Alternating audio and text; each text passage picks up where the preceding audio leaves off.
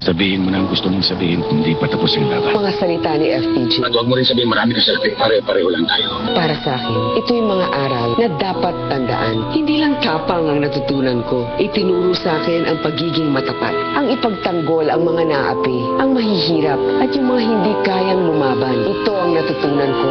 Ito ang pangako ko. Ako po si Grace Poe, kandidato sa pagkapangulo. Political ad paid for and by Mary Grace Polia Manzares. Ground floor Lyco Building, Cabildo Street, Intramuros, Manila. Jose po, tagagawang parol. Neng nebinat ko, may sakiting buntok ang katawan ko. O si Map ating Rex Dolforte. Rex Dolforte, maligwa abit ng apat. Maligwang kapasnawan kayong sakit buntok, lagnat, baya ng katawan, ampo, bina. Rex Dolforte. Paracetamol and caffeine is the generic name of Rex Dolforte. If symptoms persist, consult your doctor.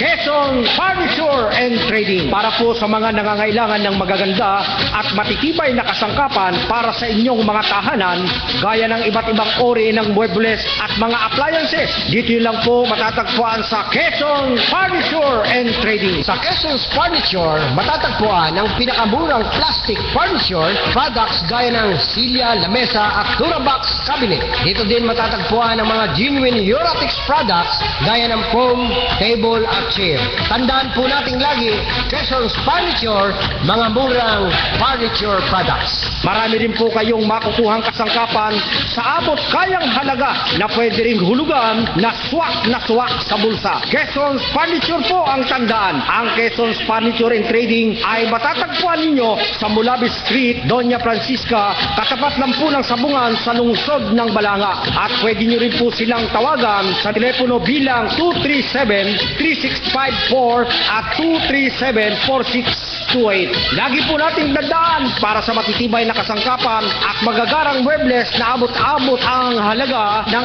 ating mga bulsa. Quezon Furniture and Trading.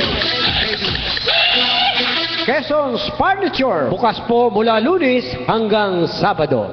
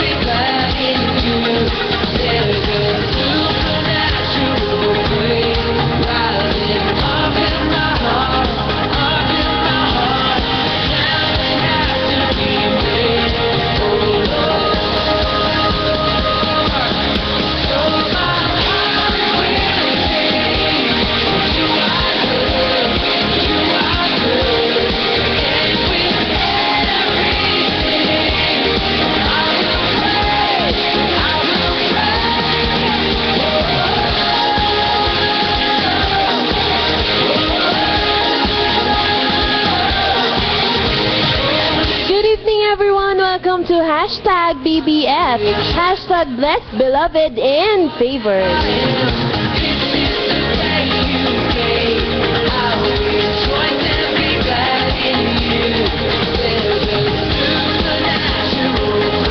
Ayan, bumabati po ako sa inyong lahat ng isang magandang gabi.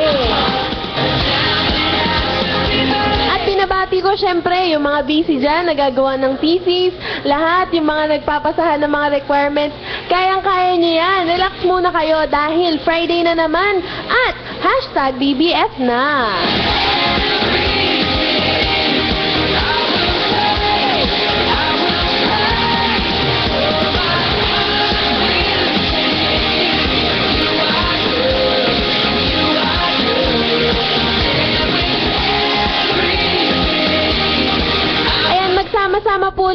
isang oras ng kwentuhan, kantahan at tugtugan.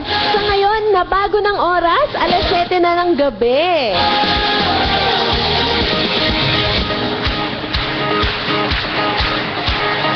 Sa lahat po ng gustong bumate at sa lahat ng may prayer request, text lang po kayo 0917-928-4843 or 0907-906-3452. Again, 0917-928-4843 or 0907-906-3452.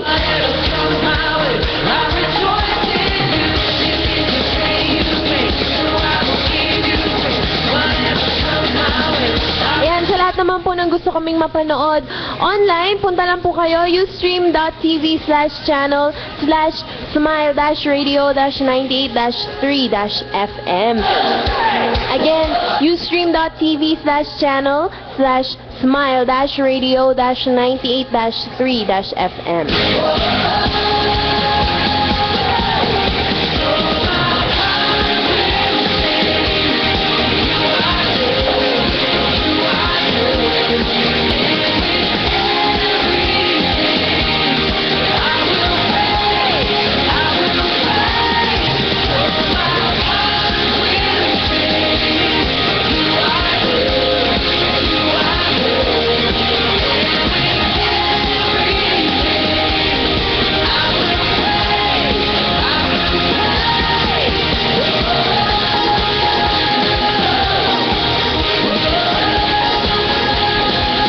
Tuloy-tuloy po tayo sa tugtugan. Lagi niyo pong tandaan, #BBF tuwing alas 7 ng gabi.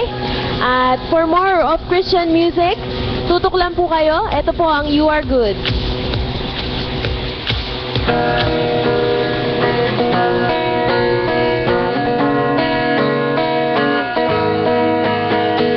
Lord, you are good and your mercy endureth forever. Lord, you are good and your mercy endureth forever. People from every nation and tongue, from generation to generation, we worship you. Hallelujah, hallelujah, we worship you for who you are. We worship you. Hallelujah, hallelujah, we worship you for who you are. You are good.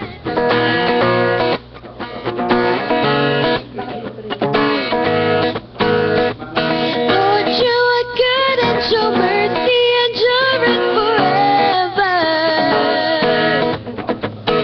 Lord, you are good and your mercy endureth forever. People from every nation and tongue, from generation to generation, we worship you. Hallelujah, hallelujah, we worship you for who you are. We worship you. Hallelujah, hallelujah, we worship you for who you are. Who you are. Who you are. You are good.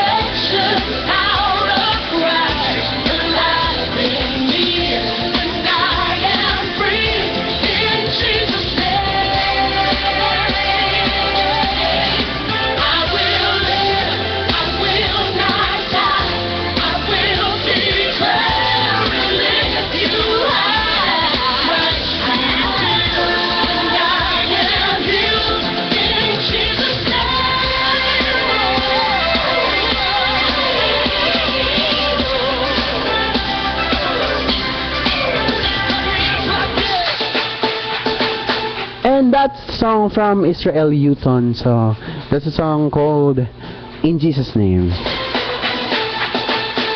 So, totoo po na syempre kahit anumang mga pinagdadaanan ng bawat isa sa atin yan, mga hugot natin, di ba?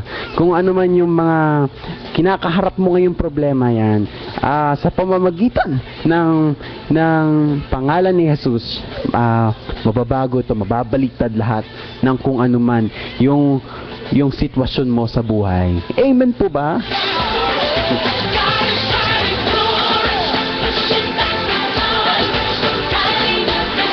So, lagi mong tatandaan kapatid, magtiwala ka lang kay Lord at syempre, nandyan lang siya palagi para sa'yo. Hindi ka niya iiwan at pababayaan.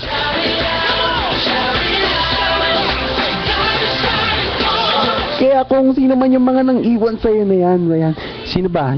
Kung iniwan ka ng boyfriend mo, iniwan ka ng nanay mo, iniwan ka ng tatay mo, tandaan mo kapatid ko, tandaan mo pare ko'y, na si Lord, hindi ka niya iiwan.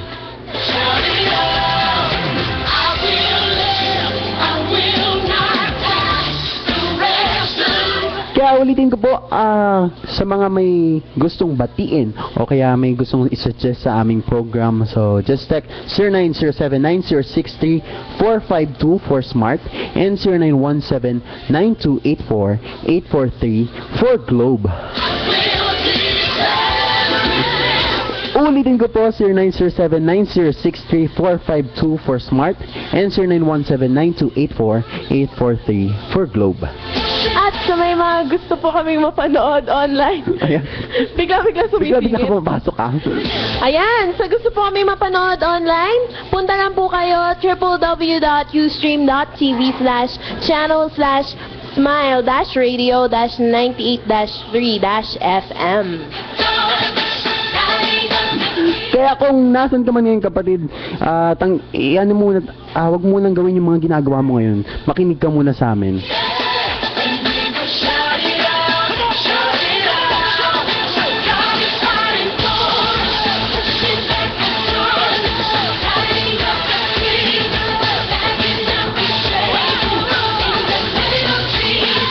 Ayan, syempre marami tayo ngayon dito sa station. Kaya syempre, hindi ko papalampasin ang pagkakataon para Ayan, pabalinin maganda yung mga yan. bisita natin ngayon.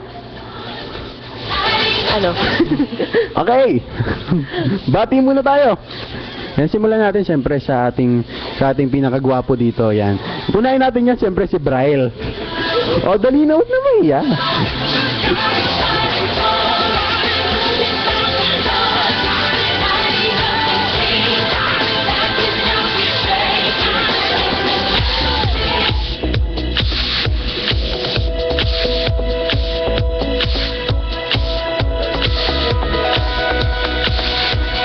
Hello, good evening po sa inyong lahat, sa ating lahat na tagapakinig ng #PBF. Pastor Lynn po nagsasabing, mahal na mahal po tayo ng ating Daddy Lord. At syempre, meron tayong mga bisita ngayon dito sa ating station na gusto syempre natin din bumati sa atin tonight. So, nandito po si Ate Esther at si Ate Lisa. Forever free in unending grace. Cause you are. Magandang gabi po sa inyong lahat. Ako po si Ate Esther Sigwa. Binabati ko po kayo ng mapagpanang gabi ngayong gabi.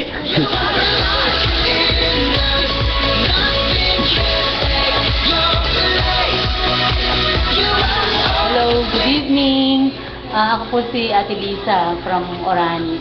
Binabati ko yung aking mga anak si Aubrey at si Alvin na nasa Abu Dhabi at saka si Ramas. Mahal na mahal po tayo ng Diyos. Yun po ang lagi natin tatandaan. God bless. Yan, thank you po sa ating mga guests ngayon. At syempre, sana makasama pa rin natin sila ng mga ilang pang weeks, di ba? Ayan. Breaking chains that were holding me. You sent your son down to set me free. Everything of this world will fade. I'm pressing on till I see your face. I will live that your will be done. I won't stop till your kingdom come. Cause you are my freedom.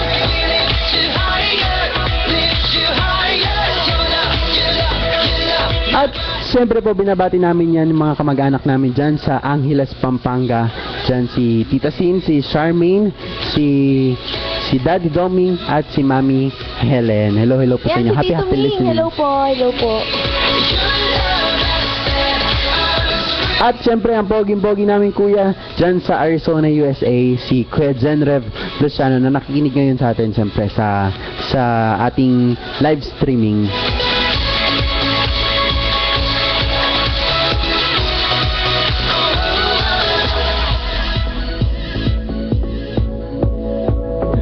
Tuloy-tuloy lang po tayo sa ating kwentuhan, kantahan at syempre sa tugtugan.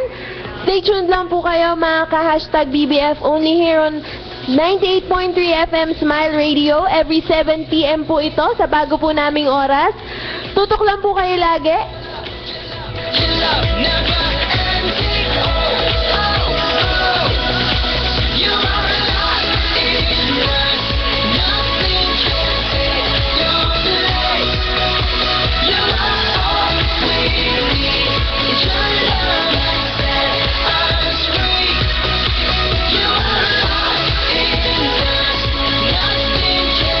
Ayan. Magandang gabi po sa ating lahat, sa inyong lahat. Isang mainit na pagbati. Mukhang summertime na ho talaga. Napakainit ng panahon kaya ingat-ingat lang po tayo guys. Huwag tayong masyadong may expose sa kainitan. Siyempre, lalo na yung mga medyo may kulay, nakagaya ko, wag kayo masyado magbibilad ng araw. At lagi nyo tandaan, ingat-ingat sapagkat napakainit po ng panahon. Katulad ng mainit na pagtanggap at pagmamahal ng Panginoon sa bawat sa atin. So, nagpapasalamat tayo. Welcome back kay Pastor Aline na kagagaling sa sakit ng mga nakaraang linggo. Pero purihin ang Panginoon sapagkat salamat, siya ay pinagaling ng ating Daddy Lord. Ayan, ganun naman ang ating Lord. Napakabuti niya, napakabait niya sa atin. Bagamat parang pakiramdam natin tayo ay hindi karapat-dapat, pero salamat dahil sa kanyang biyaya, dahil sa kanyang mayamang habag at grasya, sino ka man, tinanggap niya tayo bilang kanyang pinakamamahal na anak. Ganon tayo kamahal ng ating Diyos na kapag siya ay nakatitig at nakatingin sa atin na nakikita niya yung kaningningan, yung kagandahan ng kanyang bugtong na anak. So salamat po at tayo natutuwa sapagkat patuloy na ang Diyos ay patuloy na nagpapala sa mga estudyante na kasama natin at mga nakikinig. Hi sa inyong lahat. God bless sa inyong mga finals, yung mga tapos na sa finals. Wow, congrats sapagkat makakapahinga na kayo katulad ng aking dalawang anak, medyo relax na at enrollment naman at may enjoy na nila ang kanilang mga bakasyon. Sa mga parating pa lang ang finals next week, guys, kayang-kaya nyo yan. Pray lang, magtiwala kayo kay Lord. Siyempre, samahan nyo ng review para mas maganda ang resulta ng inyong mga finals. So, ayan. Get well soon kay Kyra na nasa 501, room 501, St. Joseph Hospital. Ingat ka at patuloy nawa ang kagalingan ng Panginoon ay sumaiyo. Okay. So, ayan, so magpatuloy tayo sapagkat alam po nating lahat na napakahalaga na tayo po ay nag-aaral at patuloy na nakikinig ng kanyang salita sapagkat ito po yung nagiging pagkain ng ating kaluluwa. Alalahanin po natin na kapag yung ating katawan ay nag-miss ng meal, ng pagkain, ay maaaring ito ay humina, mga yayat o kaya ito ay maging malnourished. Subal kapag ang ating katawan ay regular na kumakain ng 3 beses at kung minsan ay may sobra pa, ito ay magiging malusog, malayo sa sakit at patuloy na lalakas at titibay ang kanyang pangangatawan. Ganon din sa espiritual na aspeto ng ating buhay na kapag ang pagkain ng ating espiritu, ng ating kaluluwa, kung saan ito yung salita ng Diyos, na kapag regular tayong nakikinig, pinapakain natin ang ating kaluluwa at espiritu, lumalakas at tumatatag ang ating pananampalataya na kahit anumang mga pagsubok, sirkumstansya ang dumating sa ating mga buhay, mga hamon ng buhay, mananatili tayong matibay sa bagyo, mananatili tayong mga magiging matatag sa buhay na ito sapagkat nakalagak at nakasandig ang ating pananampalataya at buhay sa ating pong Panginoong Hesus. Kaya nga po, ang topic natin ngayong gabi ay may pamagat po na ang paglago at pananagumpay ng salita ng Diyos sa buhay natin. Ulitin ko po, sa English po ay the prevailing word. Okay? So, ang paglago at pananagumpay ng salita ng Diyos sa ating buhay. So, kailangan na ang Word of God, ang salita ng Panginoon ay mag-grow, lumago, at magtagumpay sa buhay natin. Sapagkat ito po yung susi, ito po yung sikreto ng isang masaya at matagumpay na buhay. Ano? Alam niyo po, sabi nga ng Bible sa Mateo chapter 4 verse 4, hindi lamang sa tinapay nabubuhay ang isang tao, kundi sa salita ng Diyos na nagmumula, nanggagaling sa bibig ng ating Panginoon. So kung meron pong mas mahalaga kaysa pagkain, ay yun po ay ang pagkain ng ating kaluluwa o yung pakikinig ng salita ng Diyos. So yun po siguro yung isa sa pinakamahalaga sa buhay natin. Lagi po natin tandaan, tayo nabubuhay sa mundong ito, hindi lamang para mabuhay, hindi lamang para magtrabaho, mag-aral, magkapamilya, kundi merong layunin kung bakit po tayo nabubuhay. Hindi tayo parang kabuti lang na biglang sumulpot sa mundo. Hindi po. Merong layunin ang Diyos kung bakit tayo nabubuhay. At kung bakit buhay ka pa, malakas ka pa, hanggang ngayon ikaw ay nabubuhay sapagkat meron pa at meron pang nais iparanas o gawin ang Diyos sa buhay mo.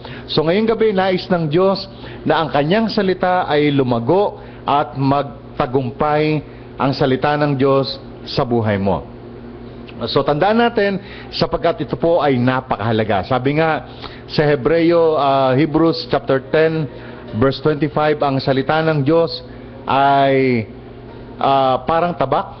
Hebrews 10:25. Oo, ang salita ng Diyos ay parang tabak, na magkabilang dulo ay talim, na talagang tumatagos, humahati hanggang sa kaibuturan ng ating mga puso. Okay, so talagang matalas, matibay, matalim ang salita ng Panginoon sa buhay natin. So may mga ilang bagay po kami, ilang mga puntos na gustong i-share sa inyo kung gaano kahalaga ang salita ng Diyos at kung paano magiging matagumpay ang salita ng Diyos sa buhay natin. May mga istorya dito, istorya mismo ng Panginoong Hesus na ito ay ginamit niya mismo sa buhay niya nung siya ay nandito sa mundo. Ginamit niya mismo yung Word of God kung bakit mismong si Jesus ay nakaranas, naka-experience na ang Word of God ay nanagumpay, nag-prevail sa buhay niya. So, makikita po natin unang ginamit ni Jesus ang salita ay sa Mateo chapter 8 verse 23, verse 27. Ito po yung istorya nung si Jesus, sila po kasama ng kanyang mga alagad ay nasa Sea of Galilee. Wala kaginsa-ginsay, biglang bumagyo, biglang para bagang lulubog yung kanilang bangka na kanila pong kinalululanan at sila po ay lulubog. Ang yung ibang mga alagad ay natakot, yung iba ay ninerbyos, at yung iba naman ay siguro parang tatalo na sa dagat. At kaysa sama-sama silang lumubog sa barko na kanila pong sinasakyan. Ang sabi ng isa, nung makita nila si Jesus, ay habang sila'y takot na takot, pero nakita nila si Jesus relax na relax sa may dulo ng bangka at siya ho ay nakaunan at siya ho ay natutulog. At mababasa po natin sa verse na yan, sabi, "Then he got up and rebuked the winds and the waves, and it was completely calm. The men were amazed and asked, 'What kind of man is this? Even the winds and waves obey him.'"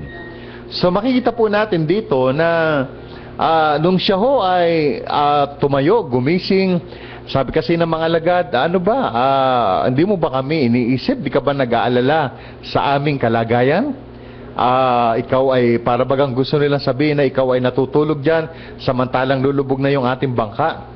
Pero si Jesus, habang ang mga alagad ay natatakot, pero hindi siya natatakot. Ang ginamit niya salita. Ano ang ginamit niya ay salita. Nirebuke niya ang salita, nirebuke niya ang hangin sa pamamagitan ng salita. Ang sabi niya, be still. Pinatahimik niya ang dagat, pinakalma niya ang alon, pinatahimik niya, pinahinto niya ang bagyo. So ang unang puntos na nais ko pong sabihin sa inyo dyan ay, sabi nga, the word in Jesus' lips prevailed over the laws of nature. Over the laws of nature. Yung salita ni Jesus sa kanyang mga labi, kaya nagtagumpay, ginamit niya ang salita niya laban sa batas ng kalikasan. Sa nakaambang bagyo ng kalikasan, ang ginamit ni Jesus ay ang kanyang salita. Ay ang salita.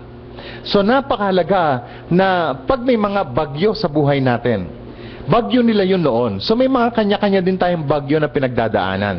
Yun marahil ay bagyo ng problema, bagyo ng karamdaman, bagyo ng kawalan, bagyo ng mga masasilip. Pag sinabing bagyo ng buhay, ito yung mga hindi natin gusto sa buhay natin na dumarating. Ito yung mga bagay o sitwasyon na hindi tayo komportable.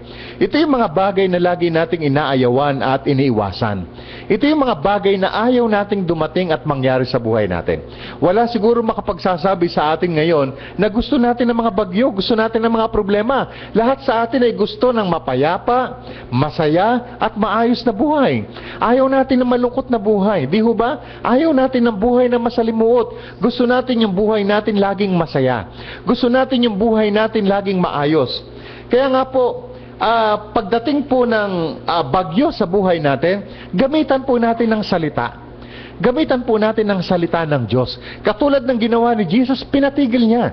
Meron tayong kapangyarihan, meron tayong karapatan upang pagdating ng mga bagyo sa buhay natin, katulad ng ginawa ni Jesus, sabi niya, be still.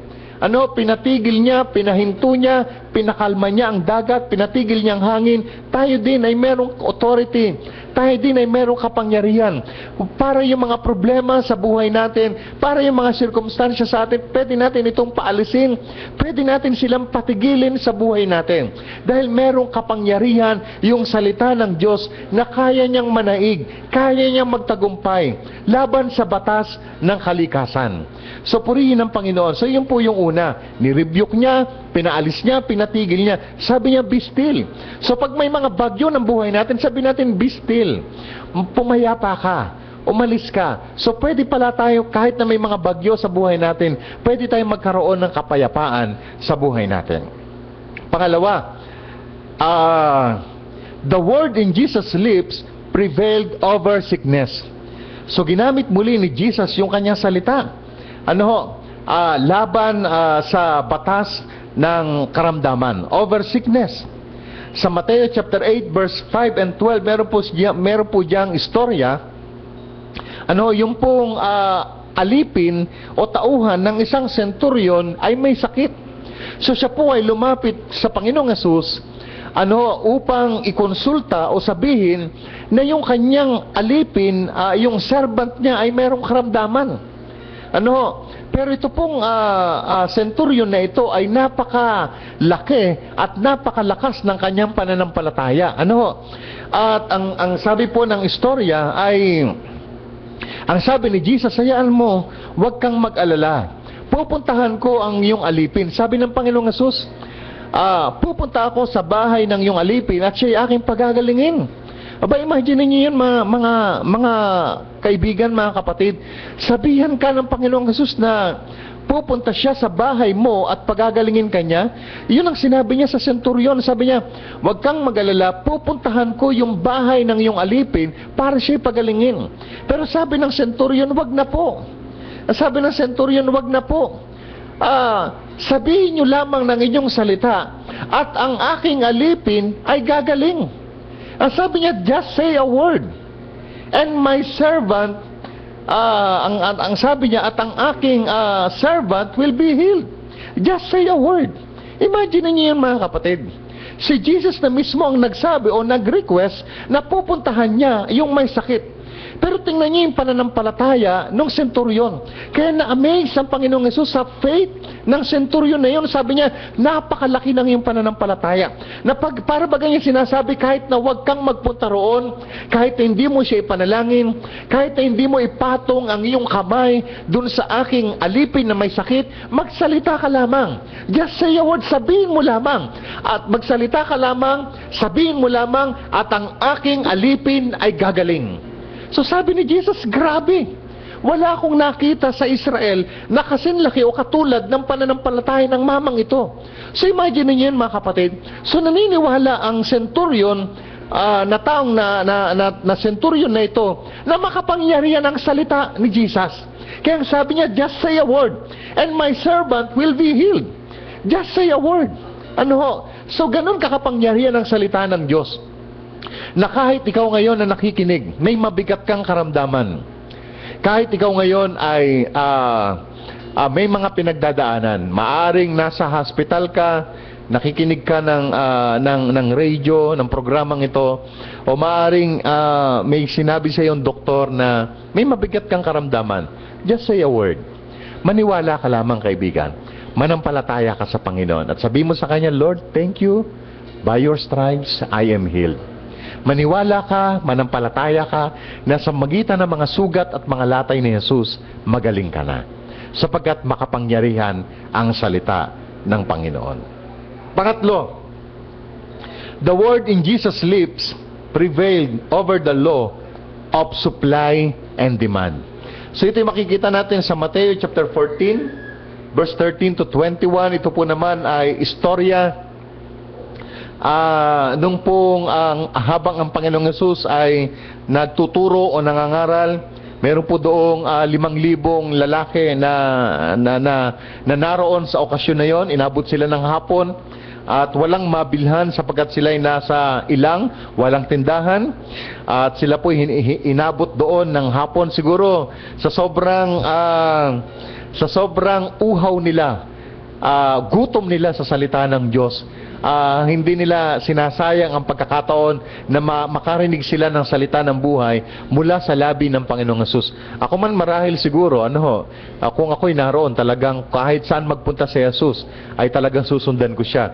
Kaya hindi ho nakapagtataka kung bakit inabot po ng hapon, ay ito pong mga taong ito ay hindi ho nangagutom. Hindi talaga sila, walang nagreklamo sa kanila, sapagkat ang kanilang napapakinggan ay mensahe ng buhay na kapag yung spiritual na gutom nila ay napakain ng salita ng buhay, hindi na sila magugutom kailanman. So makikita po natin doon na sabi ng mga alagad,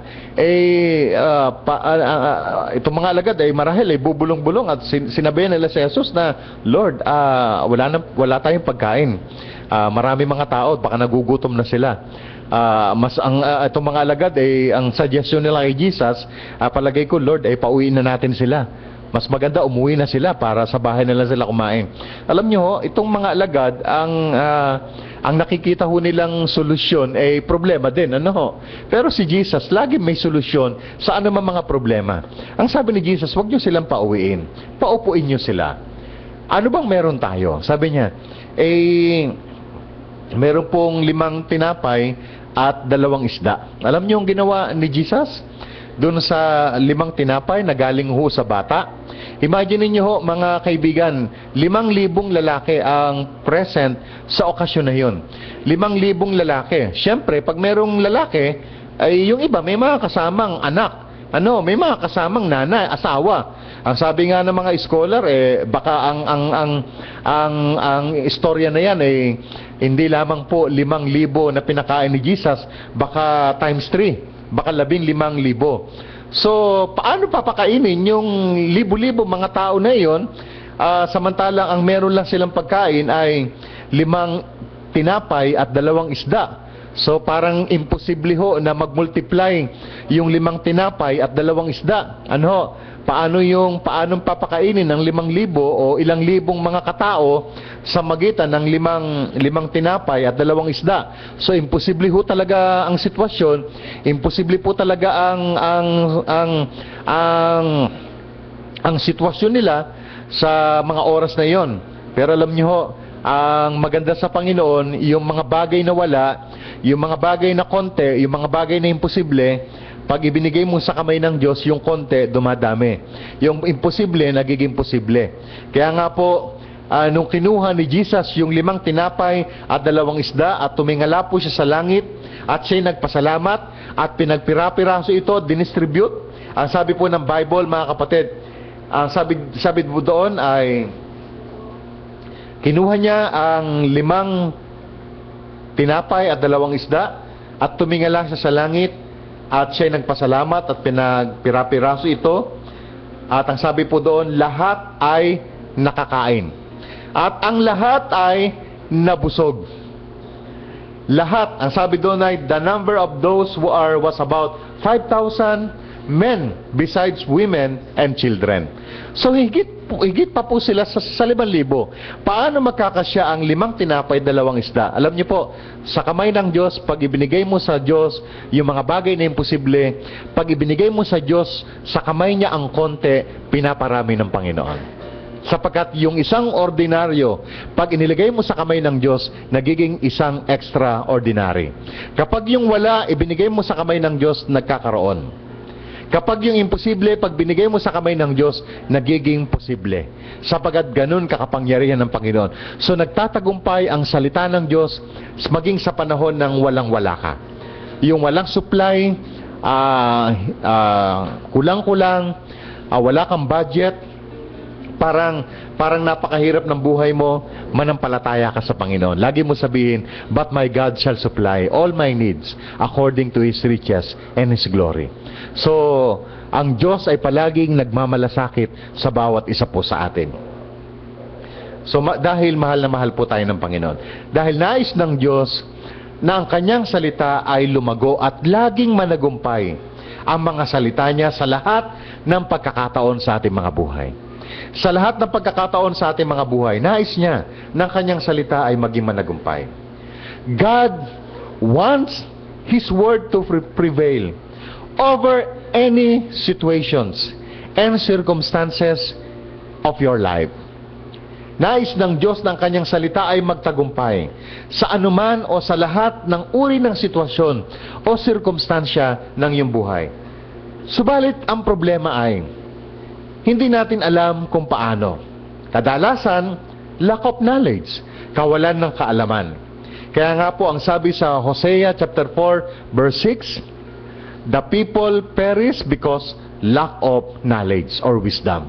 Dahil sa kawalan ng kaalaman o dahil sa kamangmangan, kaya maraming tao ay napapahamak.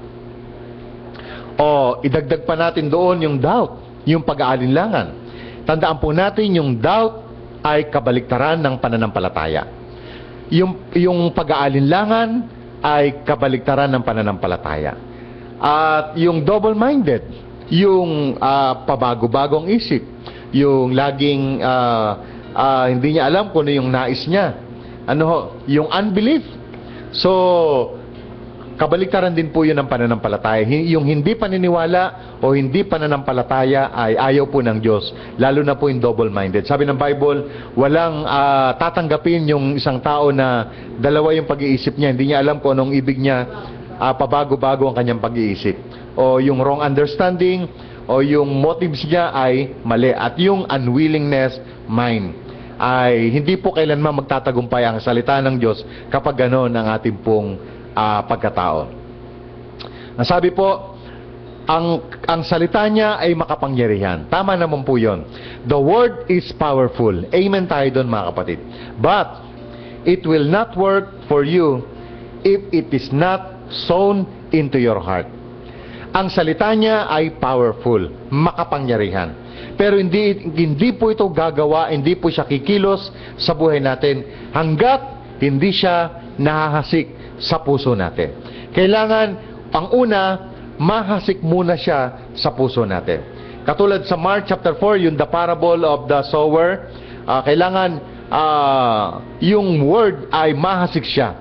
Mahasik muna yung salita sa puso natin. Yung lupa ay, yung puso ay parang lupa. At ang binhi ay yun po yung kanyang salita. Ulitin ko po yun. yung pong puso, yung po yung parang lupa na tinatamnan.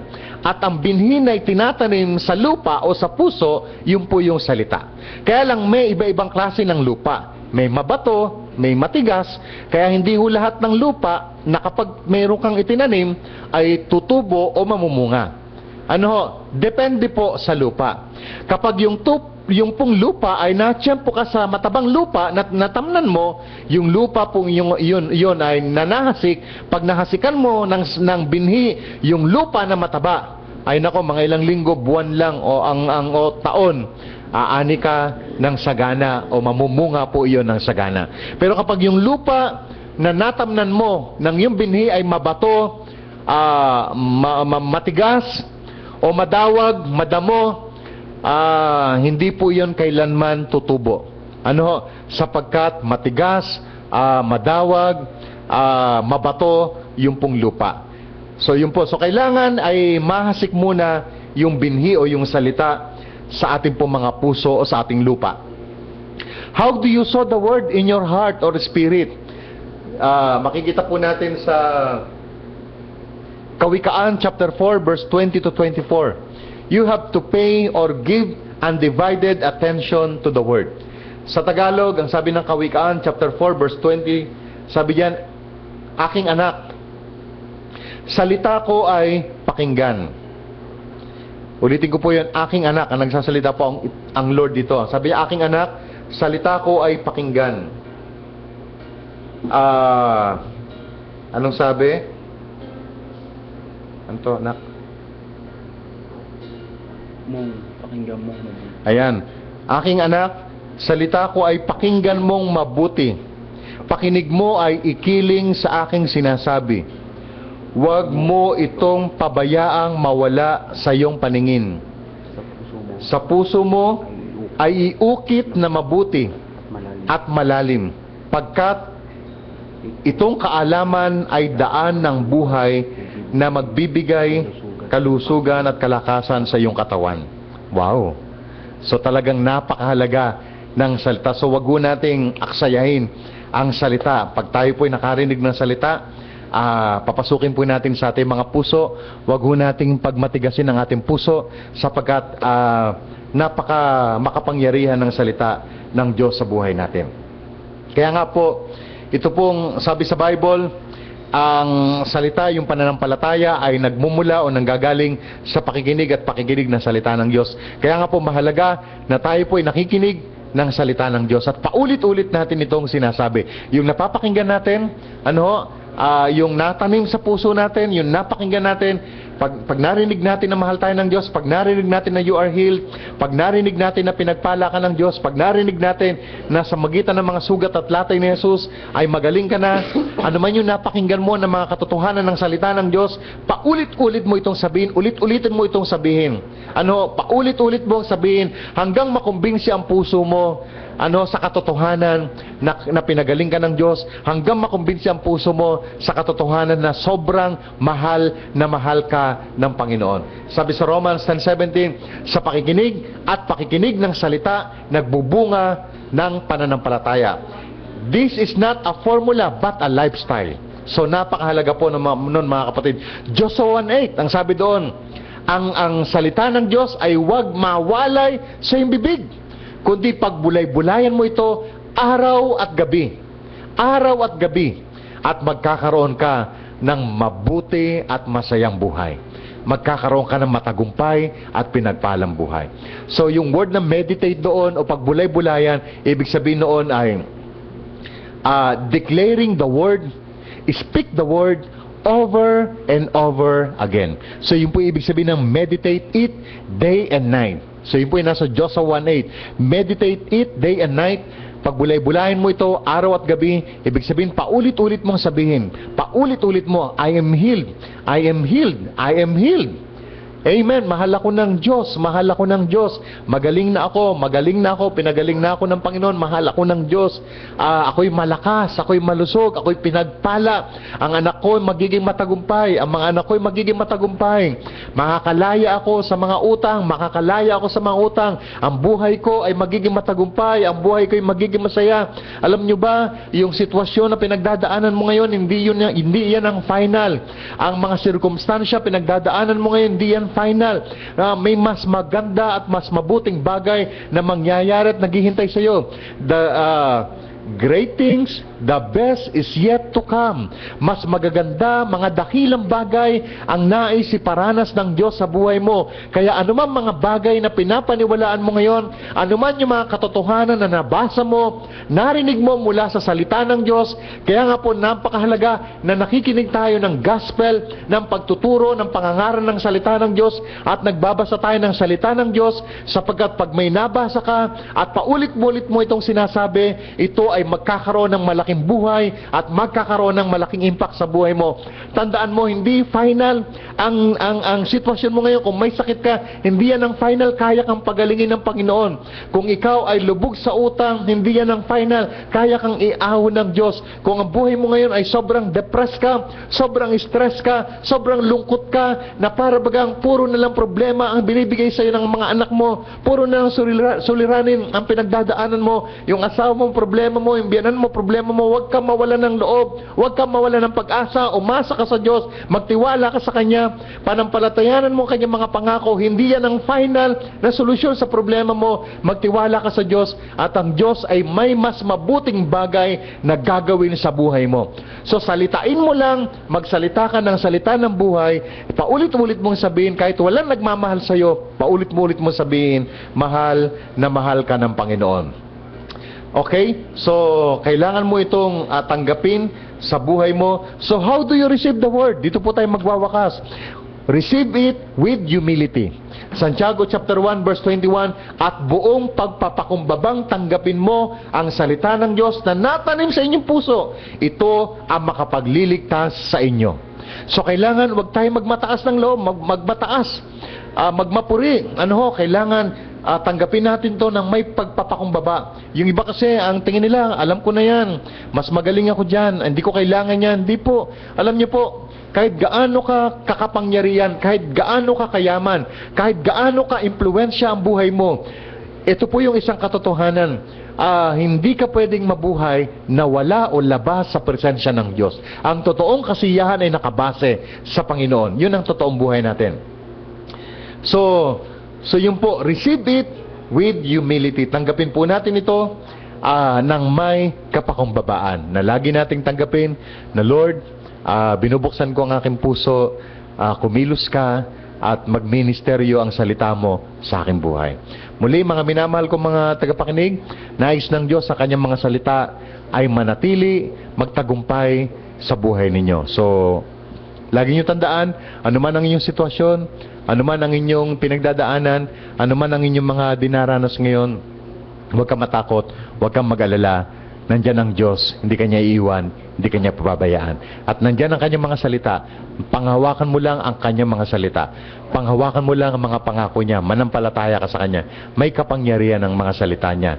Makapangyarihan ang salita ng Diyos. Nababago sa buhay mo at babago sa sitwasyon mo. Jesus loves you so much. Praise the name above all names, the one who reigns forever, still the same.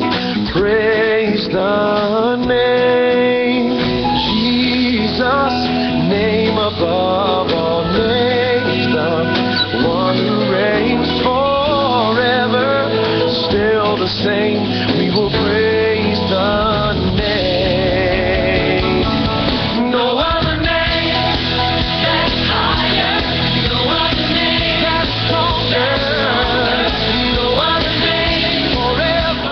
Siyempre, binabati ko po si Ate Sol and Kuya Edmond Evangelista.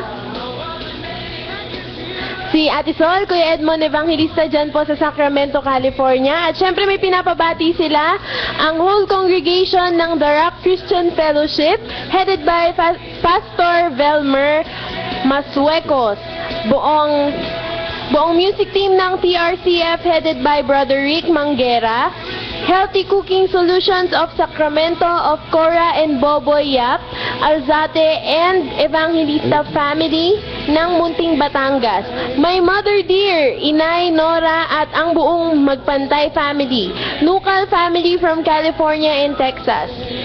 Yan, si Abel pa rin, sina Grace at Stin, sina Jack, Nika, Gio at Maika, Zed, Kim, JJ at Casey, Mel, Chris, Almario, Iya and Yana Valencia. Yan, greetings yan from Ate Sol and Kuya Edmond Evangelista.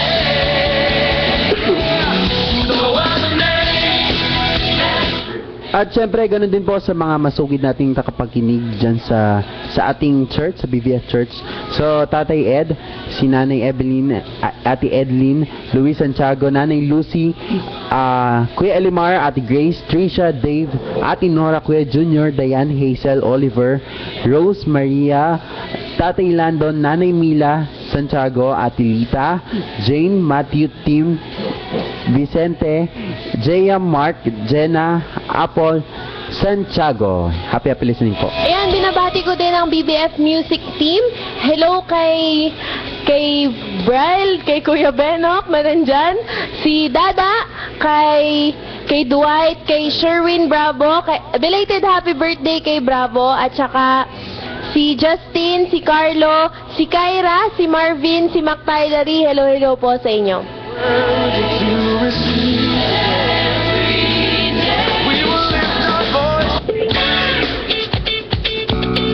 Yan, hello din sa mga kabataan natin dyan sa lote, kay Jeya, kay Dayan, kay Hazel, kay Michelle Cabana, kay Luis Santiago, kay Trixie, yan, hello. Si Saria, hello kay Pretty Saria. At syempre din, ganun din po, hello po kila sa Laconsay family, si Ate Jane, Kuya Bernard, Janver, Raisa, and Carlo Laconsay. At ganun din po kay Kuya July, Ate Irene, Justine, Shane Baleno, Kuya Denny, Ate Malu, and Trixie. Ganun din po kay Mami Emma Madlambayan and Mami Rowena Tolentino. At siyempre, ganun din po kay Ate Joy and Kuya Bernard Tuason at kay Ninong Ricky Gatlula, Mila and AJ Ongtingko, Aaron of Abukay, Lori and Candy Canta Kitcho. At ganun din po sa mga kuya namin na sobrang gagwapo, yan mga idol namin, si Kuya Ian and Kuya Jen Reblosiano of Arizona, USA. At si Kuya Ian from COB. At ganun din po sa Dangilan family, Colnog family of Bontoc Mountain Province. Happy listening po sa lahat ng mga listeners natin tonight. Siyempre dito lang yan sa 98.3 FM Smile Radio.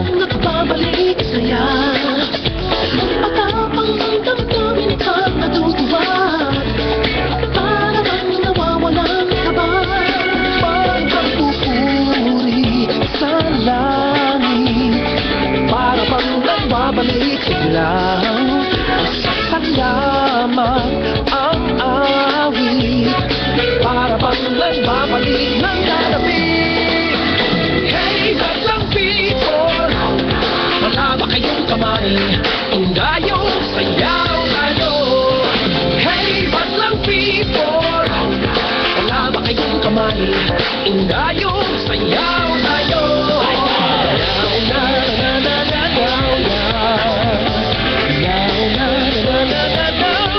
Siyempre, binabati natin ang happy listening ang aming napakagandang si Pastora Vilma Mendoza at salamat sa pedicure treat.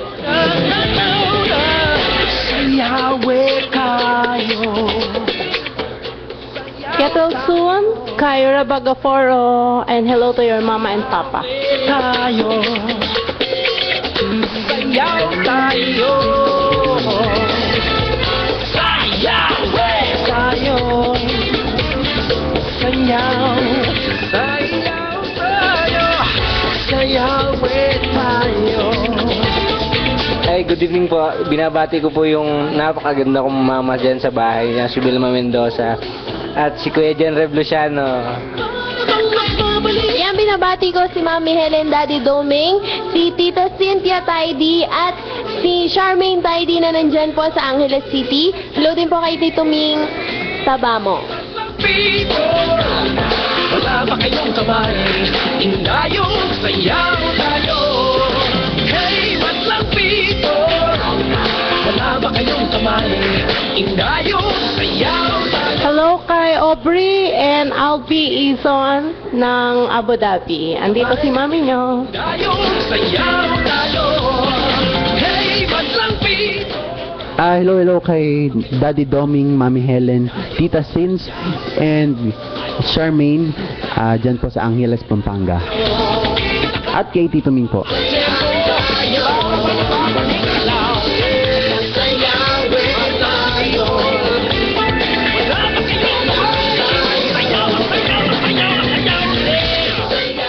Hello po sa lahat ng bumubuo ng Roy Plaza at ng River of Yahweh ng Dipolog City sa pangunguna po ni Pastor John and Mami Ami Catalbas. Maraming salamat po at sa lahat ng mga magandang staff dyan, lalong-lalo na si Joji, si Regine, at hello kay Ray, ayan, at saka kay J. Marie. Yan, hello sa inyo.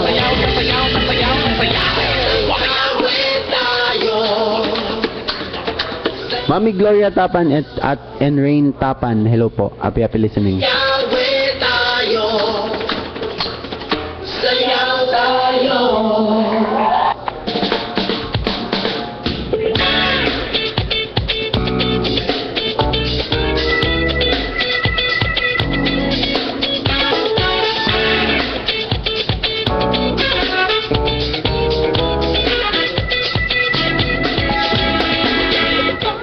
Sa lahat po ng mga nagmahal at nagpakita ng kanilang care and concern, lalong-lalo na po nang ako'y may sakit. Salamat, pagpalain kayo ng marami. Lalong-lalo na kay Mami, kay Sins, kay Nanay Evelyn, kay Mayfor, kay Ii, kay Tatay Ed. I love you so much. Kit Wilson, Kyra Bagaporo.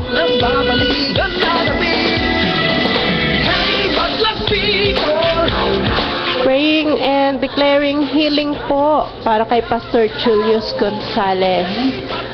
We declare complete healing po by the stripes of Jesus.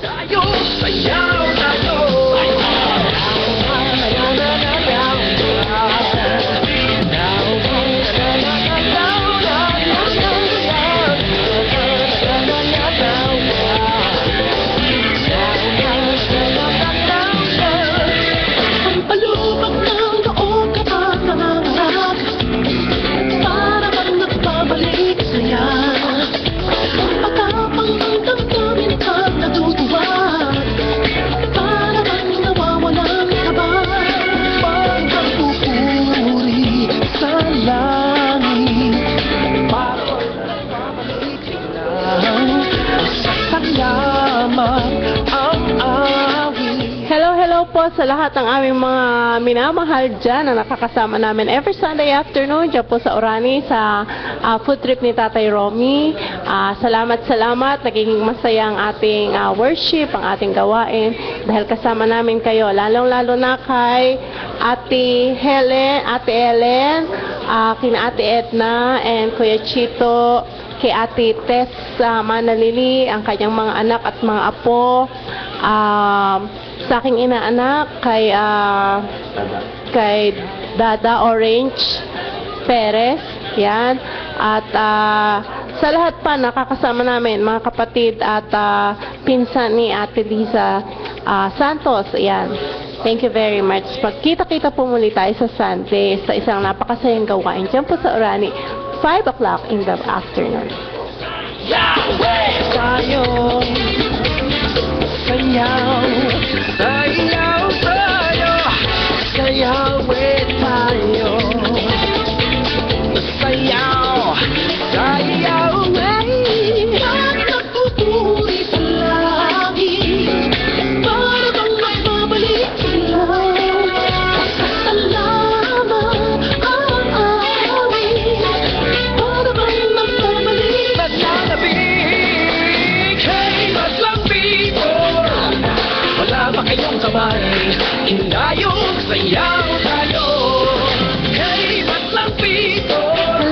Cesaria de Guzman, namimiss ka na namin.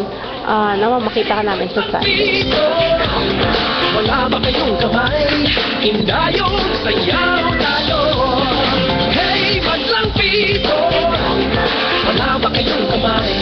Indayong sayaw tayo. Sayaw tayo. Nakakahawa ang tempo. Bawat babalik alaw. Sayawin tayo. Wala ba kayong kamay? Sayaw, sayaw, sayaw, sayaw.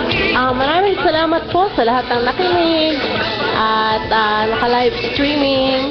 Maraming salamat po sa inyong pakikibahagi, lalong-lalo na po sa lahat ng ginagamit ni Lord para po magpatuloy ang ating gawain ito sa radio. Sa ating program, #BBF, #Blessed, Beloved, and Favored. Isa lamang po ang lagi naming mensahe sa linggo-linggo namin na pagbo-broadcast every Friday 7 p.m. Ang ipahayag po sa inyong lahat kung gaano kalaki, kalawak, kataas, kalalim ang pagmamahal ng ating Panginoon para sa iyo at para sa amin. At kami naniniwala na kapag sa iyong puso, alam mo, mahal ka ng ating Diyos, maghintay ka ng magandang bagay na mangyayari sa buhay mo. Sabi nga, believe that you are loved by God and see great things happen. Okay, so patuloy po kayong makinig sa ating program, #BBF, sa ating pong bagong time slot, 7 to 8 p.m. Dito lamang po sa 98.3 FM Smile Radio.